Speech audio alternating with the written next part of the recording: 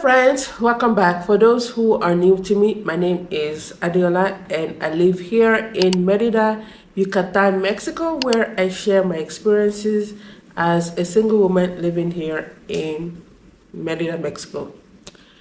Alright, so today's video will be a follow-up to the other series of videos that I have published, which is on pretty much the reasons why I decided to choose my particular property. So this video will be focusing on a few reasons. Here with me, I have about 9 reasons why I decided not to purchase a property in a Privada. So Privadas here in Mexico are gated communities, and they come in different styles and different sizes. You can have some Privadas that only has a few houses, 10 houses, and that's it. And you can have some Privadas that are almost the size of a small village. Like, they are very big with many houses and also many streets in those Privadas. Some Privadas are inside Merida itself, whereas some Privadas are outside of Merida, meaning they are outside of the peripheral. They are in some fraccionamientos, so in some housing divisions. And some Privadas, and each Privada has its own style and its own set of look and feel. So Privadas are really good for families coming from other parts of Mexico as well as other parts of the world, because Privadas, as mentioned, they are gated communities. So if you plan to be traveling quite often and you want that peace of mind, then I would recommend purchasing in a Privada. So at least that way you don't have to worry about squatters. You don't have to worry about someone breaking into your home. Even though I guess in some Privadas that are very big, I guess that's possible. But at least you have a peace of mind that your property will be protected if you want to be traveling while living here in Mexico. So let's say, for example, you know that every summer you're not going to be here, and but you want your home to be secured, then you can purchase in a Privada. Or also, if you are a parent with small children, Privadas are also good, because then you have all the amenities that you will probably need in a Privada. So they have parks, sometimes swimming pools, play centers, and such in those Privadas. So at least you feel secure. Especially, Privadas are very popular with Mexicans who moved to Merida from outside of Yucatan. So some of these families, they left their birth cities because of safety reasons, and so they will come to Merida and they will buy in a Privada, where at least they know that they have that security and that they are guaranteed, that security. So going back to 2022, about 3 years ago, when I was looking to purchase a property, I looked everywhere. I looked in the city, I also looked outside of the city. I looked at a few Privadas, and I also looked at a few housing divisions that were not in Privadas. And at the end of the day, I decided to purchase my fixer-upper here in Central Merida. So what were some of the reasons why I decided not to purchase in a Privada? I mentioned originally that I had 9, but actually it's 10 reasons why I chose not to purchase a property inside a Privada. And here are my reasons. The first reason, and there might be some overlaps between this video, and the video where I talked about the reasons why I decided not to buy in a fraccionamiento or outside of Merida. So there will be some overlaps. So number 1, the reason why I decided not to purchase in a Privada, one was because many Privadas are located outside of the peripheral of Merida, meaning that you will need a car to get to those Privadas. So those Privadas were very far from me, and I just thought that no, the distance to me just wasn't worth it. Some Privadas were actually like 10-15 kilometers from Merida itself. Some Privadas were just a few kilometers outside of the peripheral, so it was okay. And yeah, but I decided not to just buy it because of the distance. And not only about the distance, like I mentioned in that video about the reasons why I didn't buy it in the fraccionamiento, was because going back to the distance, the driving for me to get to those providers sometimes could be very stressful and even, in my opinion, a bit risky, because some providers are like, you have to drive through country roads to get to them. So at night, it's pitch black. You can't see anything. It's completely dark. And driving in the dark, even though, yeah, you do have headlights, but still, just like, no, I don't want to go through this. So I decided, no, the distance to me just wasn't worth it. And the second reason, and this relates to reason number one, was because the Privadas that were especially outside of the peripheral felt isolated. Many of these Privadas, especially the big Privadas with hundreds of homes inside it, they felt just isolated. They felt so far out, and because in many cases those Privadas, you have to drive many distances, like many kilometers, to get to those Privadas, and there's nothing. It's just houses and houses. There's absolutely nothing. There's no pharmacy stores, no grocery stores, like pretty much there's nothing. Right? So for you to get anything, you would have to drive outside of your Privada, drive outside of those areas, and maybe even drive back to Merida to get the basic things, because there's just nothing in those Privadas. And even getting buses. So I wonder how these people are able to get workers to come and do basic jobs on their homes, because some of these workers, sometimes they don't drive, or they have to take the bus, or even if they do drive, maybe they don't even want to drive all the way there, right? So yeah, I just felt like many of these Privadas, even though they were beautiful, many of them were like beautiful, good roads, like everything just looked really nice, but I just thought, no, it felt too isolated. Now for me as a single woman, that just wasn't appropriate for my current state, right? So even if I was living with someone, still, to me, it still would have felt very isolated and lonely. And number three, number three could be a little bit funny. So number three was living among Fresses.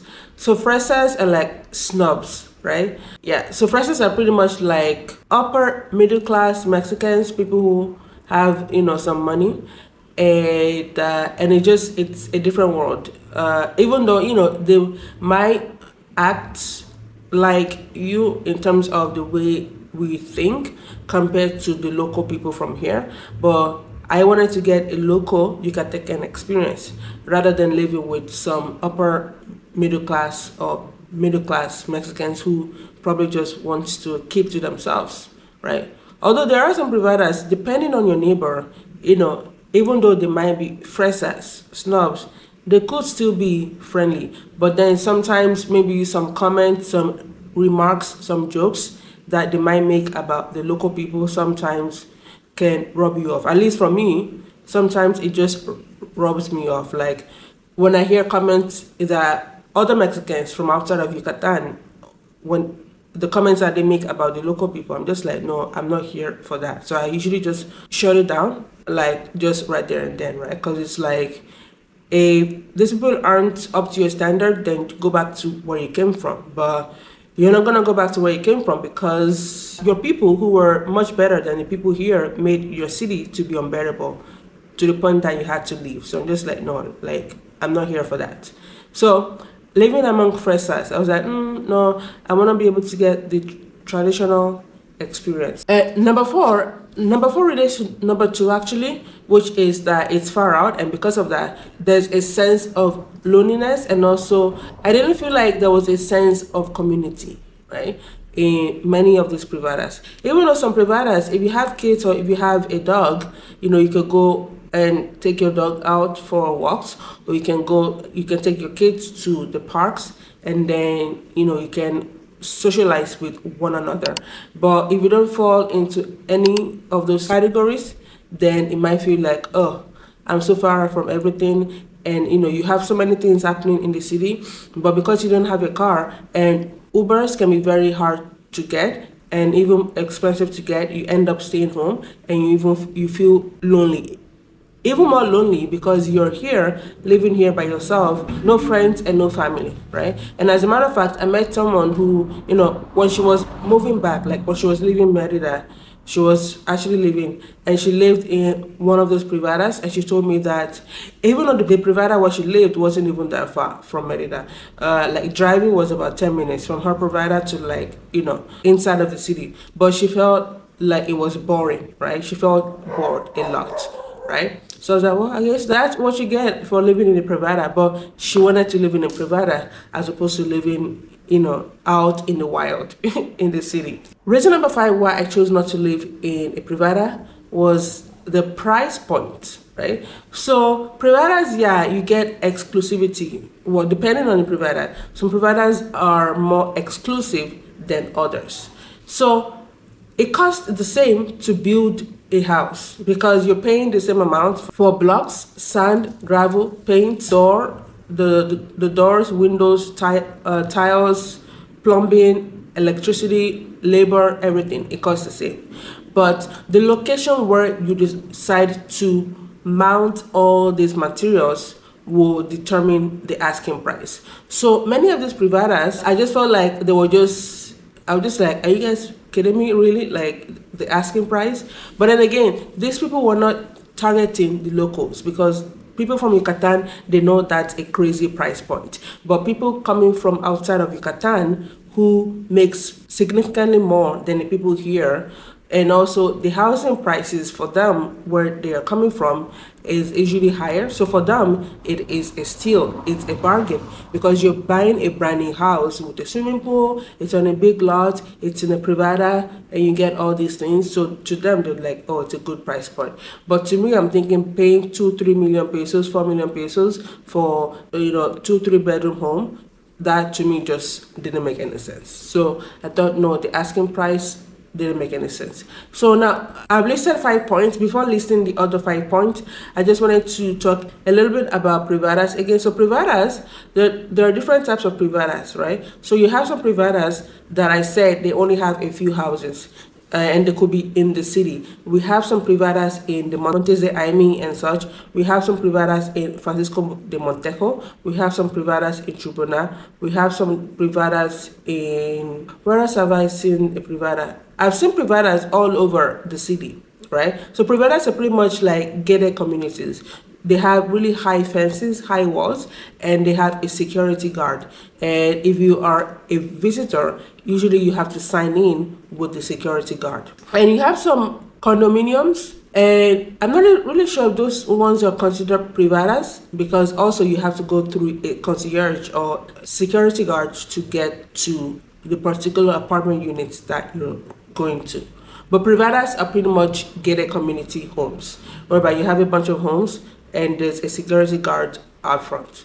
So because of that, you have to pay a monthly maintenance, and again, that will add to your monthly expenses. So for example, the amount you're going to be paying for the maintenance fees will be determined on the amenities that are provided by the Privada. Some Privadas, they have a swimming pool or maybe swimming pools. Some Privadas might have play center for kids. They have a gym. They have co-working area. They have a barbecue or whatever area. They have a park for dogs, park for kids. Some Privadas might have like a mini restaurant or restaurant/coffee shop on the inside. Yeah, so they offer different things. So, and also it depends on also how huge the Privada is. So based on that, you could be paying anywhere between 1,000 pesos to 3, 4, 5,000 pesos monthly on maintenance fees. And sometimes, it's like paying your home HOA, or in Canada, if you live in a condominium, we call it condo fees. So pretty much the maintenance you're going to be paying for the maintenance fees are like HOA fees. And HOA fees, sometimes they can go up without notice and sometimes without a valid reason.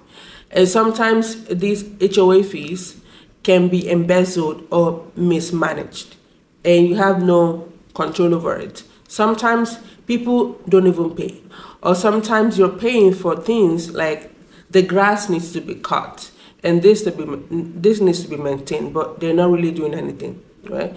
And the maintenance fees doesn't include repairs on your homes, like they have to fix the roofing, they have to fix something. No, you are responsible for your own home, right? So the maintenance fees will be determined based on what's provided, what comes with your Privada.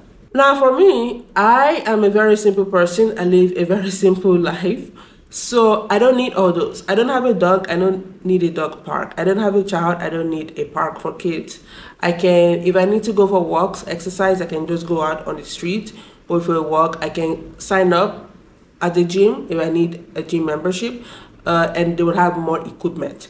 But because some providers are really far out, so I guess it's better to just have the gym right there. But then most people will work outside of the provider anyway, so they can just sign up for a gym, go use the gym after work, and then from there, now drive home. And so I just thought, okay, I'm gonna be paying for stuff that I'm not even gonna be using, because I know I'll probably be inside my house most of the time, right? So really, it's not worth it. So, talking about maintenance fees, and it will link to the next reason number 6, which is that you have no control over the price points of the maintenance fees and also what they actually spend your money on. You don't have any control over that. So, to me, I'm just like, okay, I don't want to go purchase a property whereby, I'm forced to pay all these fees, but I don't even see where it's going, but I have to pay it anyway. So let me give you an example. So somebody posted on a Facebook group once that they were held pretty much against their own will in their Privada when they needed to move out. So they had been living in that Privada for about a year or two, and time to move out. Hey, my lease is done. I'm moving back to my country. Okay. So she packed up and she arrived at the gate because, like I said, most providers will have a security guard. And so she was about to exit, and the security man was like, no, sorry, you can't leave. She was like, why can't I leave? I mean, I know you, you know me, we've never had any issues, what's going on? And then the security guard was like, oh, actually, you haven't paid your maintenance fees in many, many, many months. And she was like, well, that's none of my business because I was a tenant, I was only renting, and I'm pretty sure the landlord, the owner of the property where I was living, charging me maintenance fees. So that's up to the landlord or the owners to be paying you guys. That's none of my business. But she had to go, she went back and forth with them until eventually, lucky enough for her, they allowed her to leave, right? So can you imagine, like, the craziness of that? The craziness, like, you're paying the maintenance fees as a part of your rent, but for some reason, the owners chose to keep that money in their pocket. They were not paying, right? So that's one thing about all these HOA fees and all these fees. Sometimes you're paying, but the other people aren't paying. And so really, you're not really seeing the results of what you're paying for, because then the admin will tell you that, hey, not everybody paid, so we didn't have enough money to do this project. Oh, the reason why we didn't do the project to the quality that we all expected was because, well, about 30% of the people who own properties here decided not to pay, right? So I'm just like, no, like, I don't want to get myself involved in something whereby I will need to be fighting and arguing with the board of the Privada. I don't know what they call themselves. So that was it. Number 7, I've already of the fact that many of the amenities offered by these providers, I don't need them, I don't care for them, so I'm not gonna pay for them, right? I'm content living in my house. If I need anything, I can just go out and get it at a much more affordable price. I don't need a swimming pool. I don't even swim in the first place. If I do need to swim, I can go to a swimming center or just something else, right?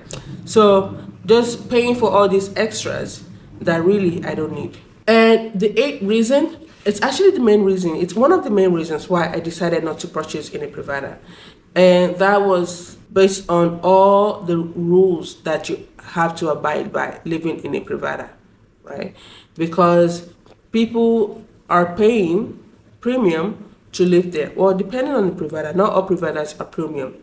But nowadays, in 2025, I'm finding that many of those Privadas are even getting more and more local, crazy and crazy in terms of the asking price. So people are living, they are middle class, upper middle class, and so they want things to be a particular way, to be a particular standard. They don't want to live like the local Yucatecans, so they want something, more organized and clean and this and this and that, which is good. And so they have all these rules and on stuff that you can or you cannot do, in that Privada, and most importantly, things that you cannot do to your house. So if you live in a Privada whereby it came all pre-built, everything looks the same, you can't just wake up and decide to paint your house or change the facade of your house, right? That is not allowed. That is not allowed. So everything has to look the same, right? So that everything looks cohesive, right? And I just thought, how about no? And so briefly, to also share a few things about Privadas, there are some Privadas whereby you buy a land in the Privada. You buy a land or many plots of land, right? And then you will now build on the Privada. You choose your own design, your own whatever, and you build. So in that case, you build to your own preference, right? And there are some Privadas whereby you buy already built homes, right? So that's where sometimes they can tell you what you can or cannot do to the facade of your home. And I just thought, okay, like, this is just too much. Like, all the rules that I have to follow, like, at this age, I'm trying to live under as little rules as possible. Like, if by this age you guys don't know how to behave yourselves, then really it's quite unfortunate. But rules are there for a reason, because people sometimes like to test their limit, right? Like, how far can I go with this? How far can I go with it? So I do understand that, but it's just too many rules. No. So having to live under so many rules and abide by so many rules and regulations, to me, I'm just like, no, like, I'm paying all this money and you're telling me all the things that I can or cannot do. And the ninth reason, which wasn't like, it didn't bother me as much, but I was trying to think into the future. And that is that, okay, if I wanna be able to generate some income with this property, how am I gonna be able to do that? The only way that I can do that is to maybe rent out one of the rooms on Airbnb, or if I'm away, let's say I want to travel for a month, then rent it out on Airbnb. And that means that I would have to rent it out the whole month or the whole time I'm away. And because there are so many rules, it means I would have to coordinate with the security guard. Like, hey, I'm having someone coming over, and here are the details. Now, there are some Privadas with Airbnbs, so that's definitely doable. You just need to make sure that your particular Privada allows that. You can have Airbnbs in it, and also how are you going to be able to coordinate that with the security? But like I was saying, they might change the rules to the point that I might not even be able to, to rent it out, or to just, have the place occupied while I'm away. Because one thing about the weather in Merida is that you don't want to have your home empty for too long. I mean, unless you can get someone to come in every 2 weeks or something to air out the property, clean up the dust, make sure that molds are not building up in your home, right? But at least if you have someone living there, at least you know that someone is opening the windows, opening the doors, allowing for some cross ventilation. But if you can get someone to at least live there, even if they're just house sitting, meaning that they're not paying you and you're not paying them, but at least you know that someone is there taking care of your home. So it was a matter of taking care of the logistics. If I need to find someone to rent that, and then now having to coordinate with the security and so on and so forth. And also, like many Privadas, the line size also, they're not that big, so I can just decide to build at the back, like, oh, let me build at the back and then rent it out at the back. Because usually you buy a small piece of land and you build on it. There's no more space. Privadas whereby you can buy land. Privadas whereby everything comes pre-built. Really, there's no space to build unless you buy another property next door to you and then use that as Airbnb. But I'll just like, you know what, this doesn't fit my goals and my plans. So I was like, no, let's look elsewhere. To add also to the ninth reason, even though it might not be if I decide to buy in a Privada where I buy a land. But some Privadas that are closer to the city, those Privadas usually, they're developed by developers. So they buy the big piece of land and then they build homes that they all look the same. And to me, I was looking at those properties and I just felt bored. Like I wasn't excited about them, even though like some of them were actually well built, design, layout, they were very nice. But the fact that everything looked the same, they didn't have like the traditional Mexican style homes that I was used to already living here in Merida and also living in other parts of Mexico. So just like, no, like it's too modern for me. I wanted something traditional. I wanted to live in a traditional street, in a traditional neighborhood. So I was like, no, let's not buy in a Privada. All right, so, and the 10th reason that I decided not to buy in a Privada was the environmental impact of many of these Privadas, if not all of these Privadas. To build these Privadas, you have to clear out acres, actually hectares and hectares of land. You have to clear out many trees. You're causing deforestation, right? Deforestation by chopping down all those trees, shrubs, grass, everything. You're destroying natural habitat of many animals. Deers, iguanas, birds, like destroying their homes. And that has an impact on the environment and also on the climate, right? So Merida has been getting unbearably hot. And one of the reasons is because of all these Privadas. And not only that, many of these Privadas also, they put a strain on the infrastructure because Yucatan in general wasn't built to handle the population that we currently have. It wasn't built to handle all these houses, all this population. So you have people moving in droves, in thousands.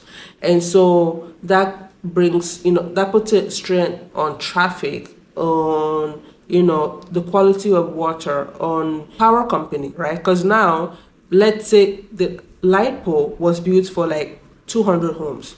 But for some reason, you have a Privada with like 2,000 homes, so they have to share it somehow. So that's why in some parts of Merida, in the north especially, where you have many apartment buildings, many condominiums, those places, they have power outages a lot because those areas were not built to accommodate that many people in such small spaces. So the environmental impact of many Privadas. And I believe my Spanish teacher also feels the same as well, because she's like, many deers are homeless, like they're just homeless because they've cleared out their homes, right?